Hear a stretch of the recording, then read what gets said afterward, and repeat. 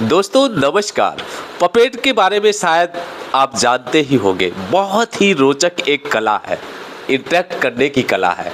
बच्चों के साथ अगर हम एजुकेशन के अंदर कुछ नई बातें इंटरेस्ट के साथ बताना चाह रहे हो तो ये जो कला है ये होनी आवश्यक है। तो दोस्तों IISM 2024 IIT गुवाहाटी आसाम के अंदर हो रहा है और यूपी के जो हमारे प्रतिभाशाली जिन्हों का अवार्ड मिल चुका है, ऐसे ही हमारे प्रोफेसर डॉक्टर विकास मिश्रा, पूजा मैम और अंबुज कुमार के साथ उनकी टीम पूरा जो डॉक्यूमेंट्री एक पपेट शो के माध्यम से किया गया है। दोस्तों ये डॉक्यूमेंट्री आप सभी के लिए है, क्योंकि यदि आप जो टीचर हैं, यदि आप प्रिंसिपल हैं या आप साइंस कम्युनिकेटर हैं तो कैसे पपेट शो के माध्यम से कुछ इस कला के बारे में जानकर, सोचकर, समझकर कैसे बच्चों के साथ और कम्युनिटी के साथ जुड़ सकते हैं। बने रहिएगा वीडियो के लास्ट तक।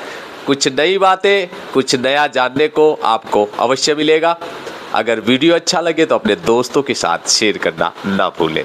धन्यवाद। करके और आइसिंग स्टिक पे चिपका के पपेट के रूप में उसका प्रयोग करें। देखिए पपेट का जो हम लोग का कॉन्सेप्ट है, आमतौर पे हम लोग ये सोचते हैं कि पपेट का मतलब हो गया कठपुतली, जो कि राजस्थान की ट्रेडिशनल।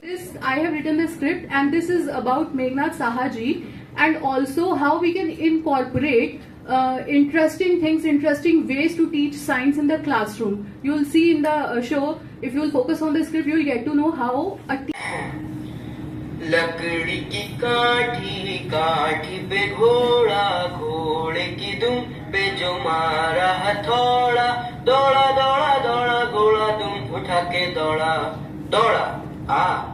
चलो अब तुम आ से एक वैज्ञानिक का नाम भी बताओ और गीत भी गाओ। ये तो बहुत ही सरल है। आ से APJ अब्दुल कलाम और अब मैं आ से गीत गाती हूँ। आओ बच्चों तुम्हें दिखाए झांकी हिंदुस्तान की, इस मिट्टी से तिलक करो ये धरती है बलिदान की। वंदे मातरम, वंदे मातरम, वंदे मातरम। अब तो माँ से एक वैज्ञानिक का नाम बताओ और गीत भी गाओ। अरे मैं तो मुझे नहीं पता, तुम बता दो ना। आरी? हाँ आरी। माँ से महान वैज्ञानिक मेघनाद साहा। पर बबीता ये तो बताओ कि ये मेघनाद साहा कौन है और इन्होंने विज्ञान की किस क्षेत्र में काम किया है। चलो मैं तुम्हें महान वैज्ञानिक मेघनाद साहा जी के बारे में बताती हूँ। तुम्हें पता है मेघनाद साहा जी का जन्म उसी महीने में हुआ था जिस महीने में तुम्हारा जन्मदिन होता है। क्या अक्टूबर में? हाँ हाँ, 6 अक्टूबर 1893 को शर्तली गांव में हुआ, जो कि अब बांग्लादेश का हिस्सा है। वह अपने माँ बाप की 5वीं संतान थे। उनके परिवार की आर्थिक स्थिति काफी कमजोर थी, इसलिए वह गांव के प्राथमिक विद्यालय में ही पढ़ने जाते थे। परंतु उन्हें पढ़ाई में बहुत ज्यादा रुचि थी, इसलिए उन्हें स्कॉलरशिप भी मिल गई। अरे वाह, ये तो बहुत इंटरेस्टिंग है, आगे बताओ ना। अरे हाँ बता रही हूँ। सुनो, सन 1911 में ISC एग्जाम में मेघनाद साहा जी की 3री रैंक आई और ये वही एग्जाम था रोशन जिसमें एक और महान भारतीय वैज्ञानिक जिनका नाम सत्येंद्र नाथ बोस है, उनकी 1ली रैंक आई थी। क्या बात है, क्या बात है, क्या महान युग था वो। हाँ जानते हो, फिर 1915 में दोनों वैज्ञानिकों ने ही MSc एग्जाम प्रथम श्रेणी में उत्तीर्ण किया। जहाँ SN बोस का विषय प्योर मैथमेटिक्स था, वहीं मेघनाद साहा जी ने अप्लाइड मैथमेटिक्स में शिखर छुआ। वाह वाह बबीता, तुम कितने अच्छे से साहा जी की जीवनी के बारे में बता रही हो। मेरा मन और भी जानने का कर रहा है, आगे भी बताओ ना।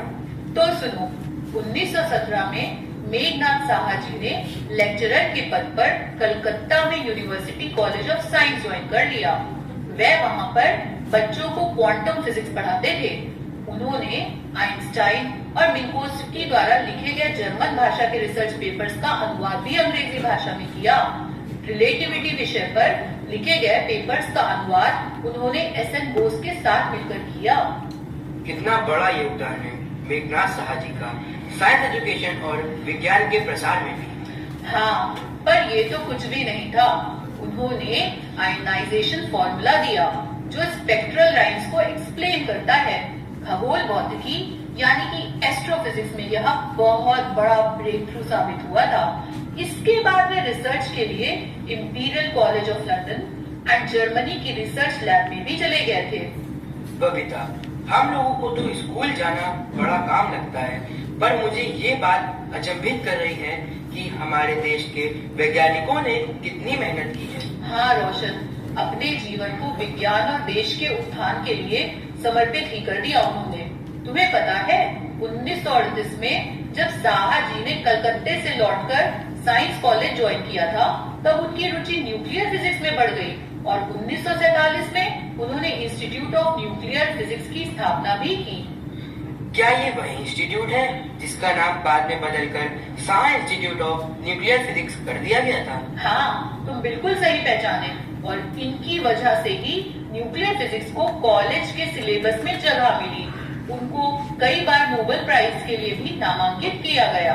और मैंने सुना है कि देश के पहले साइक्लोट्रॉन के इंस्टॉलेशन के पीछे भी मेघनाथ साहा जी ही थे क्या? बिल्कुल सही सुना है तुमने। और एक बात बताती हूँ तुम्हें, मेघनाथ साहा जी 1934 में जो 21वीं इंडियन साइंस कांग्रेस हुई थी ना, उसके प्रेसिडेंट भी थे। बबीता, इतने महान वैज्ञानिक के बारे में जानने के लिए तो मुझे नोटबुक और पेन लेके बैठना चाहिए था। इतना कुछ तो मेरे छोटे से दिमाग को याद भी नहीं है। अरे ये तो कुछ भी नहीं, और भी बहुत कुछ है जो मुझे भी नहीं पता।